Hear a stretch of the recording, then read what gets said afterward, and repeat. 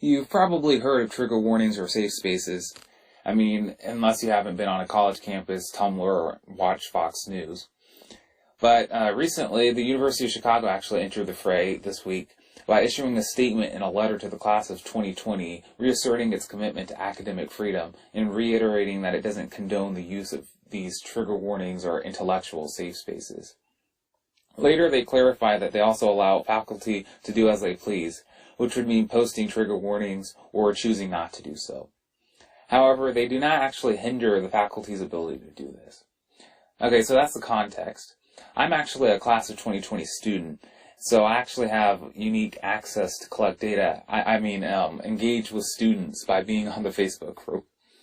There's actually been a lot of discussion, and I'm here to analyze the data and see what it all means. Think of this as a deep look into how college students are actually thinking about this issue. This is the Liberal Mathematician, Special Edition, Voter Power, Catastrophe Theory, and UChicago. So, I collected up the vast majority of relevant content posted on the UChicago Facebook group to create a word cloud. Well, actually, multiple word clouds. This first one is the word cloud from the OP of the whole thing. They posted the first message about the letter, 73 comments, countless responses, and one net polarization of the student body later. These were the most important concepts of the debate. One of the most notable things about the cloud here isn't really the typical words. It's actually this extra word, think, that's especially prominent. There's also, of course, the smaller smattering of words, but this one word, think, is very prominent here. Also, most of the smaller words are about freedom, policy, talking, and ideas. After this initial discussion, there were a variety of wannabe op-eds posted to the group sharing opinions on the issue. This word cloud then shows the entirety of the debate in context. Two newcomers actually rise in this picture. There are the words people and university. This signals that the context of the debate has changed. If you look really closely, it has. Feelings, trauma, health, disagree, controversial, all enter and mostly displace the more idealistic tone of the initial debate. Eventually, the story actually blew up and got picked up by the media. But they seem to have a very different idea of what's going on in this debate. If you look at their word cloud here, it's not really any more about triggers or safe spaces. Those aren't the prominent words. The prominent words are university, Chicago, students. The smattering of smaller words is also completely different in tone. Warning, speech, free, uncomfortable, intellectual, expression, commitment, correctness. These diagrams help paint a good picture of the debate surrounding the letter. Also, it helps paint a better picture of how the media is covering this. However, let's get quantitative. What's actually going on in the class of 2020? What do they actually think? Mostly, they're in support of the letter, with many supporting the letter wishing it had been phrased just a little bit better. There was also a small group that disliked the dean's letter because of its usage of trigger warnings and safe spaces. This is very interesting since the media paints the issue as much more contested than it really is. So, why is this? What's going on? Let's enter voter power. I collected up all the wannabe op-eds on the Facebook group and sorted them into 3 groups: for the letter, against the letter, and ambivalent. Looking at the number of posts for compared to the number against the letter gives a completely different conclusion from the poll. Namely, close to half of the posts expressing strong opinion about the issue were against the letter.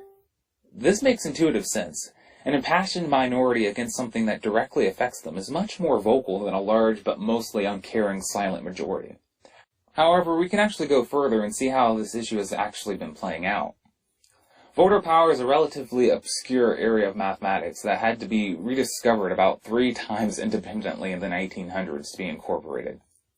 My own standard mathematical tables and formulas book has only 2 pages on the subject. Today it's actually used by the Council of the EU, so it did make a bit of a comeback. Okay, enough history here.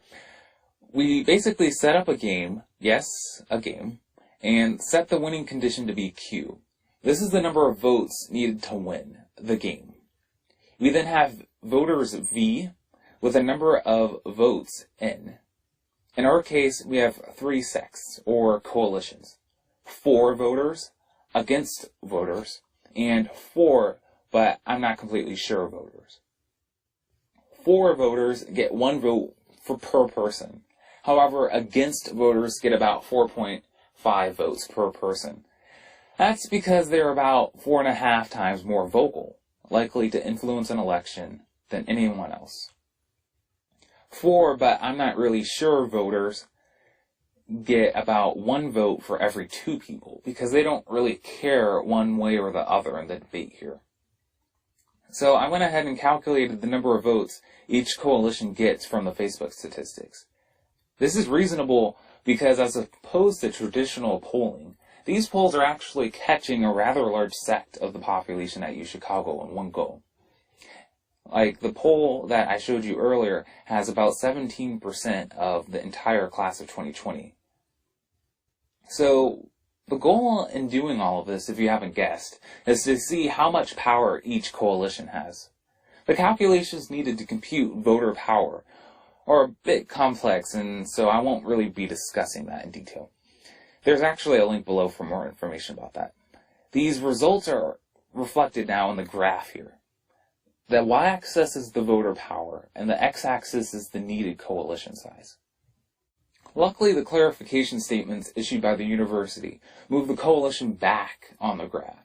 However, if this did not happen, the opinion was nearing a catastrophe. And that's not a buzzword. A catastrophe is a sudden chaotic change in a system from a small perturbation.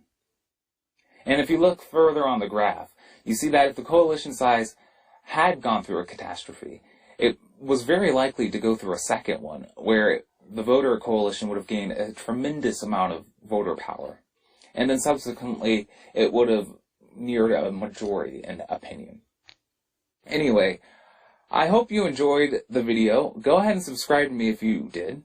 I do all of these videos on a weekly basis. And go ahead and share if you think the video was interesting. Thanks for watching.